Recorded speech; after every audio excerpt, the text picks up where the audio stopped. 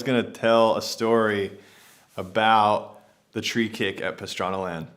It's probably the most common question. So I want to make an explanation video of start to finish because everyone just sees the footage of that and no one really knows the backstory or how it happened. So from that jump was built for a triple backflip. So Travis Pastrana and Josh Sheehan and a couple others at the time were gonna kind of be in this competition to do the world's first triple backflip. And then Josh, of course, ended up completing that on that same jump, which is insane. But that was the first day of testing, like many years ago on a ramp that was so janky and sketchy. And we had spent like a few days just kind of getting that ramp into place. But it was definitely like the world's biggest FMX ramp ever built for tricks, as far as like, it just, you needed that size, you needed that trajectory for height. So from the starting point, like, I'd helped them put this ramp in place, and then we put the airbag up, and there was a lot of like conversations being had. It's like you and I sitting right here, having this conversation. We were like talking about, how is it going to work? How is this whole thing going to really like end up working out? And we didn't know. So like those guys just started having a session. It was, a lot of different like, pro motocross guys there, that were sessioning this thing, trying to figure it out. Actually, not a lot. There was like maybe 3 or 4. Everyone else was like, not a chance.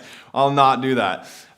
So me being me, and like obviously when Travis and I get around each other, I kind of get convinced that things make sense that probably don't make sense. And I'm like, okay, like they're sessioning, and then I'm sitting there, and I kind of under my breath, but not really. I was like, because I obviously don't have as much, freestyle motocross experience as those guys. Like, of course, I've been riding a long time, but like as far as hitting ramps go and different things, like I literally have none. Like I can send it on a dirt bike, but as far as like timing goes and different important things that you need to have experience under your belt for, to hit a jump like that, like zero. I could say zero. And so I'm just sitting there with Travis and Josh, and I'm like, just kind of watching. And I had previously, earlier that day, actually got a concussion on my BMX bike. I like smoked my head, and just, like was really pretty dazed. But I didn't really say anything about it. I was fine. And I was just sitting there talking with Josh and Travis. And then I think we watched somebody hit it, and I was like, if it came down to it, I bet I'd hit that thing. like talking like life or death situation, like someone had a gun to your head and they're like, hit that jump. I'd be like, okay, I think I got it, And, but it was funny, like earlier in the day, I was texting my girlfriend, like, look at how gnarly this jump is. And she's like, oh my gosh, like you would never hit that, right? Like you're not gonna, and I was like, absolutely not. Like not in a million years would I hit that thing. And then she's like, okay, good. Like, I'm just making sure, like, you never know with you, but like, don't do that. I'm like, absolutely not. So then I'm like, standing there watching these guys. And then like, I don't know, one thing leads to another. And I'm sitting there with Travis, and Travis is like, well, hey, we're going to start tearing this thing down, because the week was over. The whole week of testing was done. He's like, we're going to start tearing down the airbag and like taking the jump down. He's like, if you actually want to hit this thing, like now's your chance, because we're going to take it down. And like at first I was like, the whole thing kind of came from like, no, absolutely not, to me being concussed, to me saying if it came down to a life or death decision, I would hit it, to then him being like, hey, if you do want to hit it, like there was no pressure. He's not like, people I think get that wrong with that. I'm not afraid to say no. I think a lot of people in those situations can feel pressured to do things that they normally wouldn't do. But I always know, like, no one's going to force me, unless it's a life or death thing, like to hit this jump. No one's going to force me to do that. So Travis genuinely was just like, hey, if you feel like hitting this, do it. And I was like, I think I'm good, And then I was looking at it and I was like, you know what? Like, when do you ever get an opportunity to hit a jump like this? Like, and the opportunity is here. So fine. Like, and Travis was walking away. He was like gonna go, and I was like, hey, like, what bike should I use? And he just shook his head like with this smirk of just like, you dummy, you know? And I'm like, no, really, like, what bike should I use? So I go back. He's like, go grab a helmet and go grab some boots and stuff. So I go back to the shop, grab a bike, like set me up. And then we go into the woods, like the whole run-in for this jump is like through the woods, through this back like ravine. And then you're just looking at this wall. Like you're going like straight for like, I don't know, maybe 1,000 feet. And then it is literally like a 30-foot ramp that's like just a wall. And you're just like, what in the world? Like what? So I go back into the woods with him and he's like showing me the whole run-in. And the run-in is gnarlier than the jump completely because you have to like kind of get your way through these trees and then jump this river. And then I'll go through all this craziness, which is like no worries for any of those guys, but like for me, you know, I'm like, and then focus. So he's like, all right, you're going to come through the woods here, jump the stream here, get it into third gear and just go as fast as you can. I'm like, okay, like seems simple enough. So I do one run up at it and it felt pretty good. And then I have this switch, with action sports related things where once you're committed, at least me, like once you're committed, it's like, it's on. Like you can't, there's no turning back. It's like this weird, it's hard to explain, but in my mind, it's this thing where it's like almost fight or flight mode kicks in a way where it's like my commitment level has gone so, and I've experienced this quite a bit throughout my, action sports career and life. Is like once you're in, and you know this, like once you're in and you can't go back. And so this time he's like, make sure you click third, jump the river and just pin it. So I jumped the river and I didn't think I clicked third. I think I only got to second. I think it only went into second. But before the river, I was already in that commitment mind. I was already like, you're going 100%. There's no turning back. But I had already full pinned it. I thought I was in second. I was like, okay, second it is. And I'm just pinning it, thinking I'm in second. Luckily, by the grace of God, I was in third. Because had I only been in second, those guys later told me, he's like, you wouldn't have had a chance, dude. You would have landed you wouldn't even have come close. So that third gear was really crucial that I didn't even think I had. But I was like, you know what? It's too late. Boom, full throttle.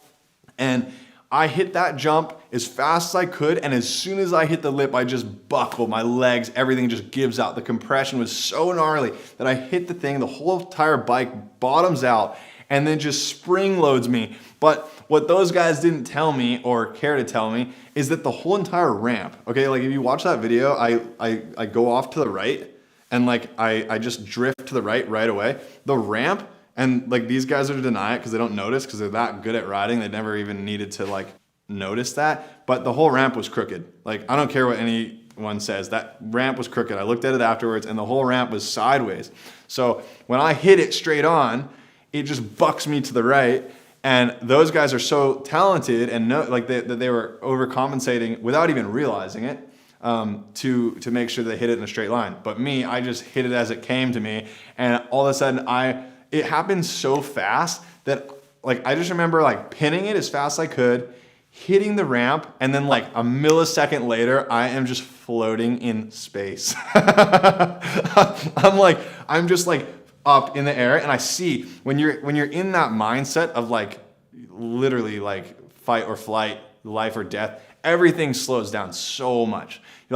A second feels like an hour, and you're just in this time frame of where you can see things so clearly, and you can see futuristic things. You can see what's about to happen. So as soon as I hit the ramp, I eject the bike, completely natural instinct to just get away from the bike because I saw that it was going to the right and I wanted to move to the left. But I'm flying, and so as I'm in the air just floating, I saw about 5 seconds into the future of, okay, you're heading straight for that tree, and I'm gonna grab the tree.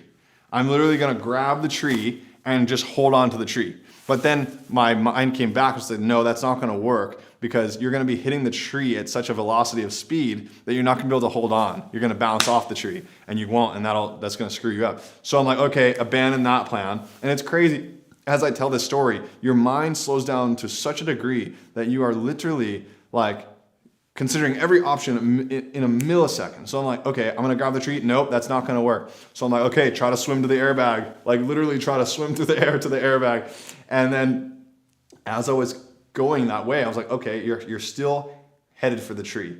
So I'm looking at the tree going, and the tree, by the way, I was so bummed out I wasn't wearing a GoPro for this, because if only the viewer could see what I saw, is I'm headed straight for the woods. Like, the airbag's here, and I'm headed for this tree. I was gonna try to grab the tree. That wouldn't have worked. So I'm literally headed in a 45-degree angle between the tree and the airbag. I'm headed straight for the woods. And it's like probably 60 or 70 feet to just dirt, like hard dirt and you know, logs and trees that have fallen over, and just like, I would have, if I wouldn't have been dead, I probably would have wished I was dead.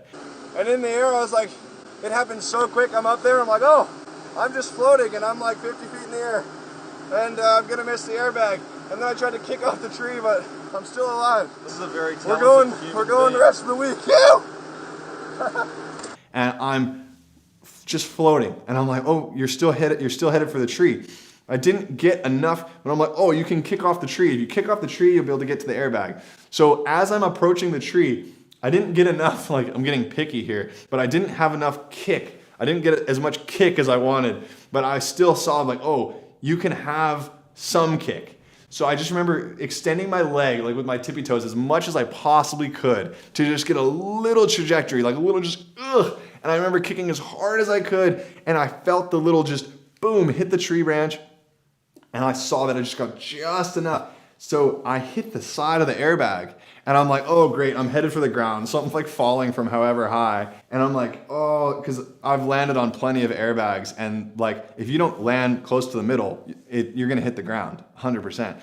So I just kicked it, and then I'm like, oh, I'm headed for this is gonna hurt so bad, because I knew I was still gonna hit the ground. By the grace of God, I literally like kicked just enough, got just enough airbag to not hit the ground. It saved my fall just enough. And then I'm in the airbag laying there, and I'm like, you're alive. Like, you're okay. What? What? How are you here? And like, I just remember climbing through the airbag and walking up, and everyone was down below watching, and I'm just like claiming it, just like, oh my gosh, like, you're here, you're alive, you did it. You know, you did it, like, you're here. So, a lot of people were actually really angry at me for doing that. A lot of people were angry at Travis for doing that. It's all good. Like, I looked at Travis, and I'm like, and he trusts me in that way. He's like, I got it. I think I got this. And even though I barely had it, still did it. And let's just say that after that, everyone put that airbag down and took the ramp off pretty fast. And then when they came back and redesigned the whole ramp, and then that ramp ended up working out really well for those guys. But I was happy to walk away from that first session and have a good story from it. So I hope you enjoyed this story, and thanks for listening to it. We'll see you next time.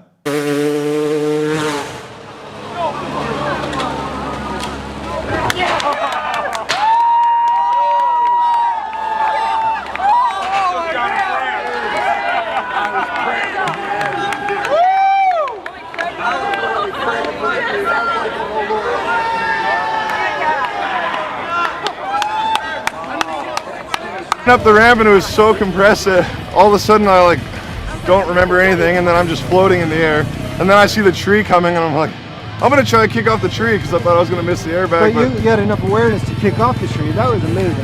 Oh, thank you. You're alive!